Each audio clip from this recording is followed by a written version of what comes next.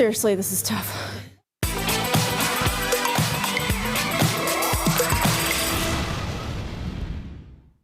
I am with Molly Estes, who's the Group Fitness Manager for the Cox Health Fitness Centers. Molly, thanks so much for having me today. And we're talking about mental health today, but also how that comes together with physical health. So I know for me that if I am not moving all the time, I start feeling a little bit blue, and I know that that energy just comes out mentally for me as well. So what is exactly that connection? So mental health and physical health are a symbiotic relationship. They are together. You can't disconnect them. And the reason why you feel so good while you are moving is because of a lovely little hormone called serotonin. And serotonin is that feel-good hormone. And so we've all heard of a runner high. Oh, absolutely. I've achieved it maybe once or twice in my life. Takes a lot. But a runner high is a release of endorphins, serotonin, all of those feel-good chemicals.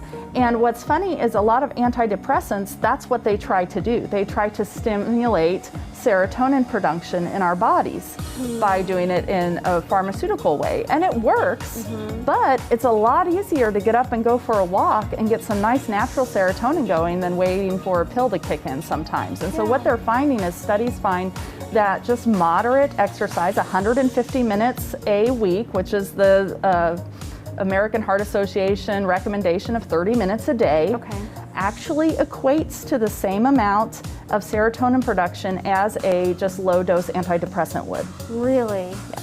Wow. Now, and I also feel like in this day and time with everything that we have to contend with right now and how isolated we are, it's even more important, and we're all struggling with that, being isolated a little bit, you know. So list some other things for me that will help, you know, our mental health through this trying time. Well, like I said, just getting moving and getting going starts to get that blood flowing, right? So blood flow is healing.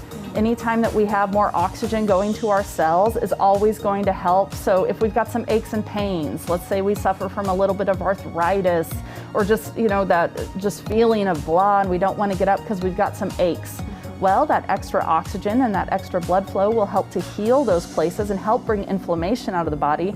And what I always like to say is a body in motion tends to stay in motion. So the main thing with exercise and mental health is you've got to find an activity that you enjoy, that you look forward to doing, and maybe not every day you look forward to it, but at least once you start doing it, it's something that you enjoy. Yeah. Does depression itself affect our immunity? Definitely, yes. Yeah, so our brain is very powerful. It kind of sends all of those signals to the rest of our body. And so if we mentally aren't in a good place, we're physically not going to be in a good place. Breathing. Does breathing play into this?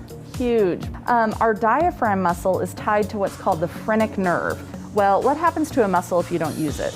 It atrophies. It atrophies. I got that one right. If you don't use it, you lose it. Yes. And so with this diaphragm muscle, what they're finding is if when you're not breathing deeply, when we don't take big, deep breaths, that diaphragm muscle gets weak and that phrenic nerve comes down and it attaches down into the pelvic region.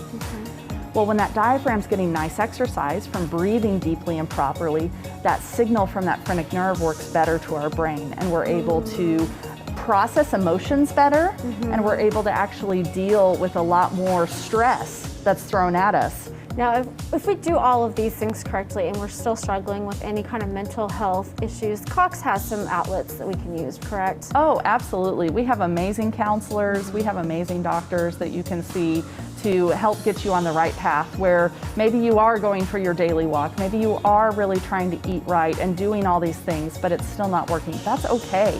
There's other avenues and you can seek help and you've got to find what works for you. Not everybody's the same. We're all a little different. And so finding a professional to help guide you in the right way is always helpful. And I think we all struggle with our own things, and to not be ashamed of that is probably the first step. But remember to get moving, make sure you breathe, and take some time for yourself. Thank you so much, Molly. I appreciate it. No problem.